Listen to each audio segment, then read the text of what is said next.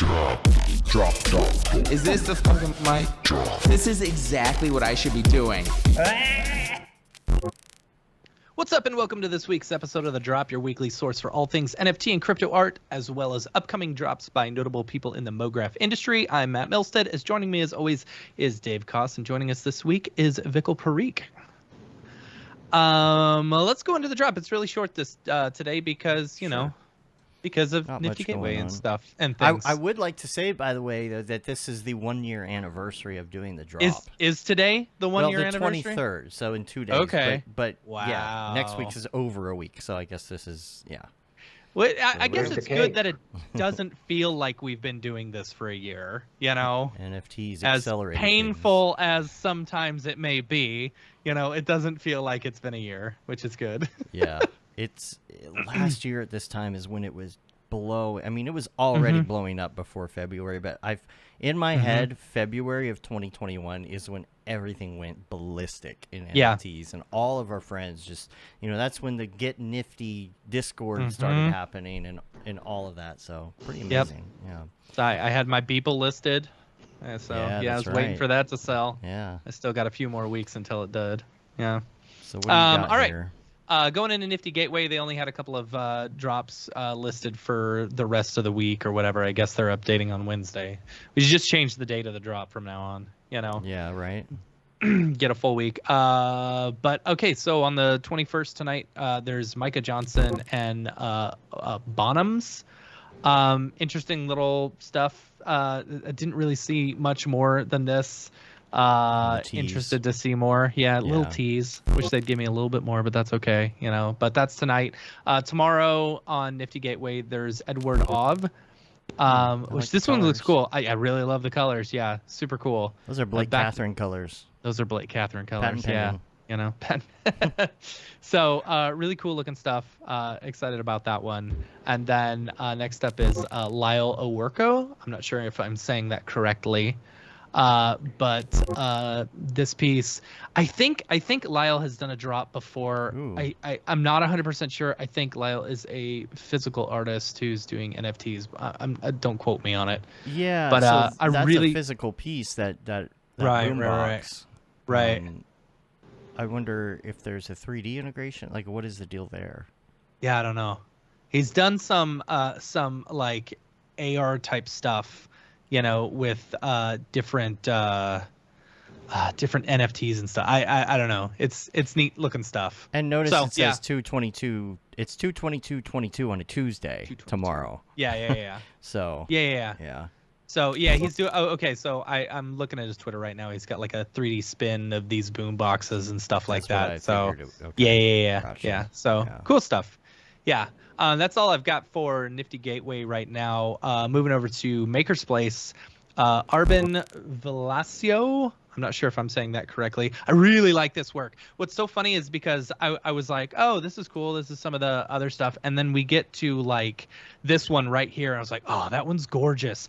I was either on TikTok I was either on TikTok or Reddit the other day, like literally yesterday, and I saw one of these pieces that they had posted, and I was like, I just got mesmerized by it, just watching it over and over and over again. I was like, okay, this is a really good artist. I really like this one. I really like the work. Then that's tomorrow. Tomorrow is that drop, and then on the 23rd, Ying Lu, Year of the Tiger, cool little illustrative work and stuff like that. Neat little stuff there. That's on the 23rd. And then the 24th, Hackatow is doing a drop. It's Remix Me 3. So previously on Remix Me 2, what Hackatow does is takes their art as well as other artists' work. Jonathan Winbush is actually going to be featured on this one. One of several artists who will be on this drop, where they basically remix their art and Hackatow's work together, which is pretty cool. So along with other, so it'll be Jonathan Winbush along with 11 other artists being remixed into Hackatow's work. Yeah. So super cool stuff. Cool. Yeah. Man, Winbush has just been killing it lately. I know, like he's man. he's everywhere. He is everywhere. He's doing Right? so good. And he just got the what was it? The thing. The thing. The thing. The thing? Yeah. What, The thing. What did he get? I don't know. I don't know what you're Oh talking about. gosh, I just gotta look at his pinned stuff. He sent us a message. I'm trying to pull it up, but Facebook is being weird right now. Here we go. Yeah. What did he send us? Is there something new? What did he say? Yeah. Oh, okay. Yeah. No, I don't know. I didn't know if maybe he had something else out today Epic or not. Games thing. The whatever. Anyway, congrats to Jonathan Winbush for being everywhere and everywhere at the same time. Oh, you're talking about Winbush. I'm sorry. I thought you were talking about Paul for some reason. I don't know. I got ahead of myself. Okay. Yeah, Paul had something. Yeah, but Paul was no, that was something completely different. Oh, He didn't send us a piece. He was telling us that we could use any of his short films for Mograph TV. Oh, I gotcha. So there you go. Good stuff right there. Yeah. I just get used to, Paul. I feel like he's got an NFT every week now. He's killing it so hard. Yeah, he is. That's funny. Vikkal, have you or anyone at the studio been into any NFT stuff? No, we haven't actually. No one at the studio that I know of has actually done it, which seems shameful. But have you seen any, like, as a studio owner, have you had any clients come to you talking to you about any of the NFT stuff, or like pitched any NFT things? Yeah, I think I'm seeing like a lot of movement in terms of clients wanting to, sort of either building sort of this space to feature NFTs, or create their own sort of virtual world where they can, put their drops in and things like that, which seems pretty commonplace now, but also, fits into what we do really well. But I think we really, feel like NFT it's great. I mean, I think it's very democratic, and I think it really helps the artist to, growing up, you're like, what do you make? Like, you just make it on a computer? Like, are you like a painter? Do you know what I'm saying? But it's sort of out of that, and I feel like that's why it's great. It's like really revolutionizing this thing. But I think minting and stuff yourself, a lot of people kind of, take a backseat when it comes to that. So that's really the only, we are working with a blockchain company to do a bunch of TikToks for them, but that's cool. I don't know if that's cool. That counts as an NFT. But. Yeah, it does bring validity to the craft. Yeah. And that's good. And like Sharon says here, it can be very intimidating and absolutely trying to figure out how to break into it. You really got to like dip your toe in, and right now it's not easy for your average artist who doesn't know anything about it to just say, okay, I want to start slow and just kind of just get in here and play with it, figure it out. I think we're not to that point yet, and especially with things like the phishing attack, the Opensea phishing attack that happened this weekend. It's like $200 million stolen that quick, and the victims realized in talking to each other that the only thing that they had in common was they had manually migrated these pieces to Opensea. And so it's like, you hear about security issues, you hear about wallets, you hear about, you're like, oh my gosh, how do I even get started? And it will get easier. But there are things like modern art thieves out there now who, are trying to steal the Mona Lisa. It's very, very weird times. Yeah. And even like right now, people that are selling like NFTs for, a certain amount, I think they've done like a huge amount of groundwork before they even got into art. So it's like very community driven. So I feel like if you're not like completely invested in the community and, you're not in sync with the community, it's very hard for artists to like go out and be like, all right, here's my piece of art. Put it up on any of the platforms or exchanges and be like, let's sell it. I think that you have to put that, I would say like PR, but more like Yeah, you you know, gotta Like have the a name effort. for You gotta yourself. put the community, effort. yeah, Yeah. yeah, Yeah. and I think it's the community engagement, like engagement Oh, yeah. within whether it's like even buying like a new artist that you really like, or just encouraging other people to go on. I think you have to be a part of that dialogue to be successful.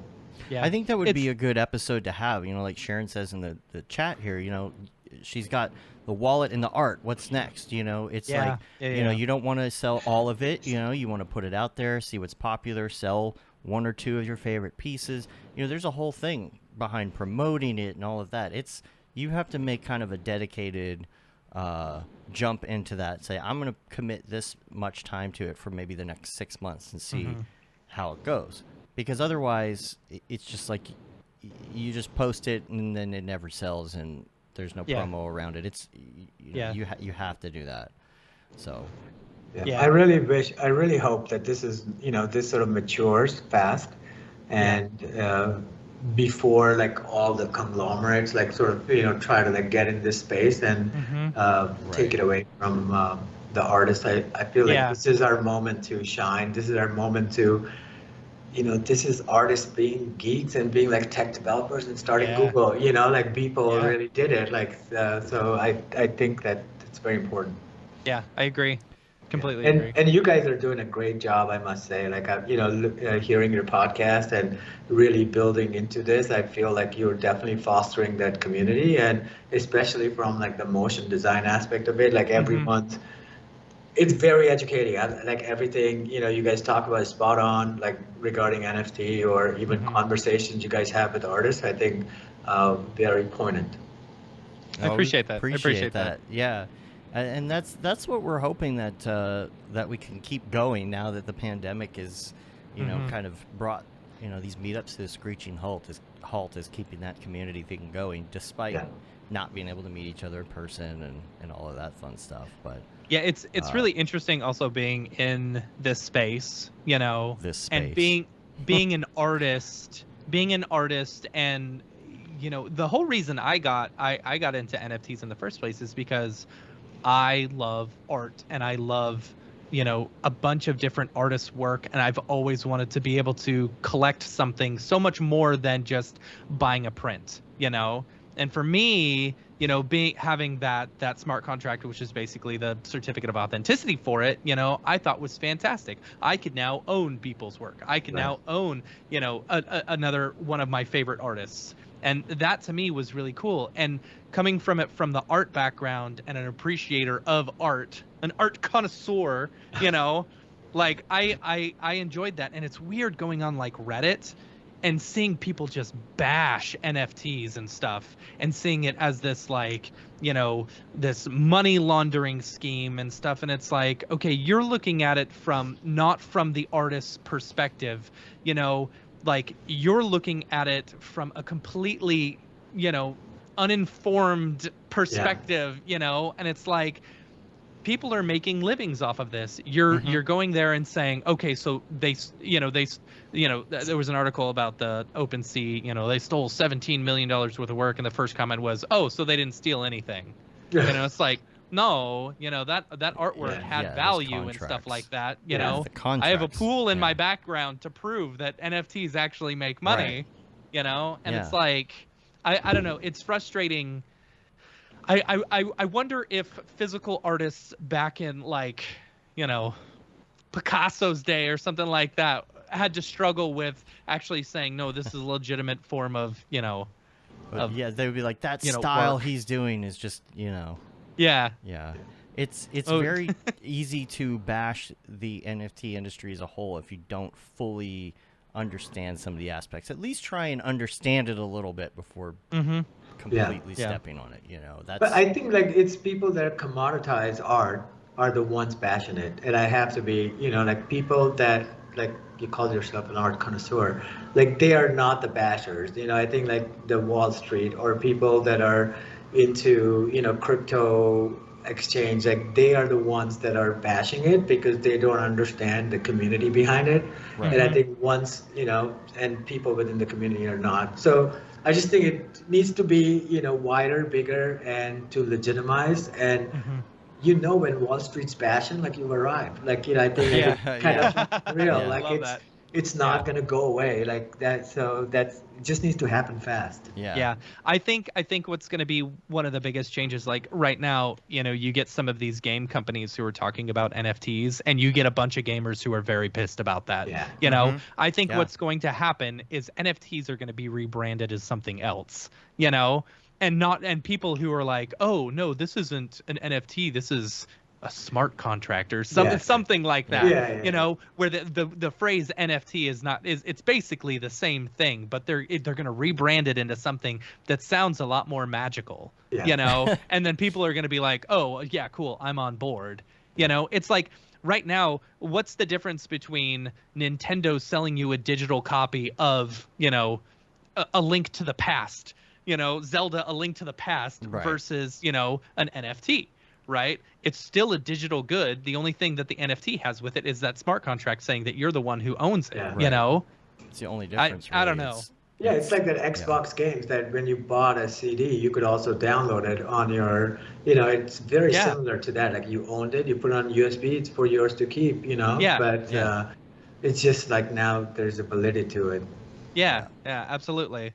And I think once a marketplace comes up where you can buy, like, especially with video games, I would think that gamers would be all about this, because that gives them the ability to buy a digital copy of the video game, have it associated with your wallet, and then if you want to turn around and resell it, you can. Or even things like whatever goes along with it, right? All your digital pieces, like your downloadable content from your games are less less verified than a blockchain transaction. So it's the same thing, really. Yeah. When you think and the about number it, of these times digital I've goods. bought Zelda: A Link to the Past on so many different versions of Nintendo stuff, I would love to be able to purchase it once and be able to transfer it anywhere I go.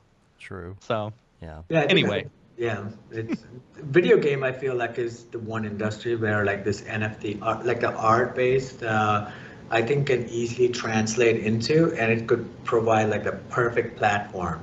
So That's like the if thing. they, kind of make it open source, so that it would be a perfect platform for artists to, not only feature, sell like fashion, art, technology, they can all sort of come together, and storytelling with, gameplay. I think it's amazing. Yeah, it's amazing that the industry that's going to benefit from it the most, which I think is the video game industry, is actually a lot of the ones that are like kind of naysaying it right now. I really think that's going to change.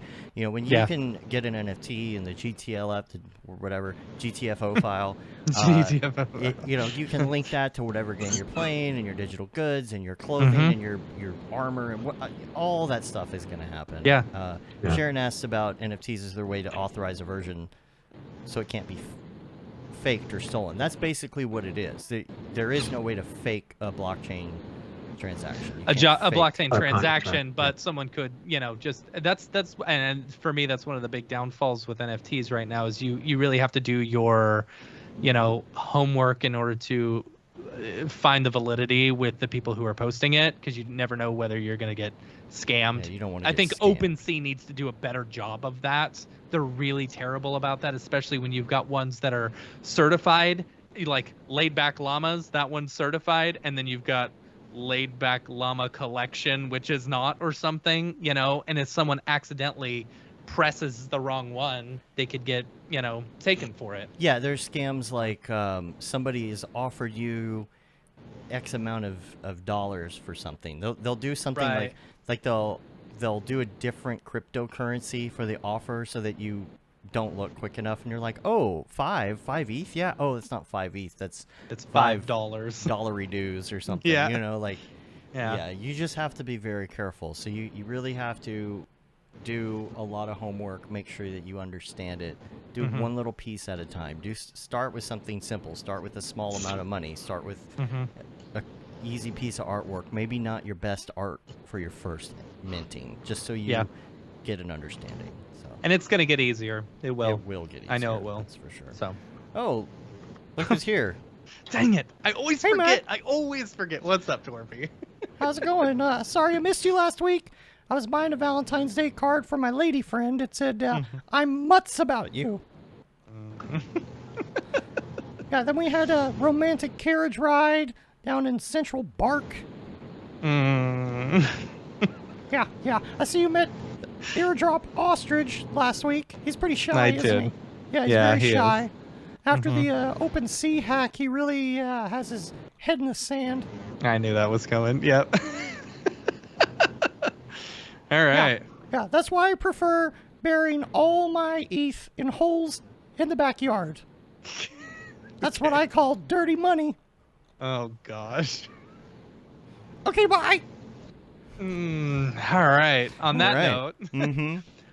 if you or anyone you know is doing a drop, feel free to email us info@mograph.com and we'll show it on the show. Totes. Other than that, let's get back to the regular show. Let's do it. Is this the fucking mic drop? This is exactly what I should be doing.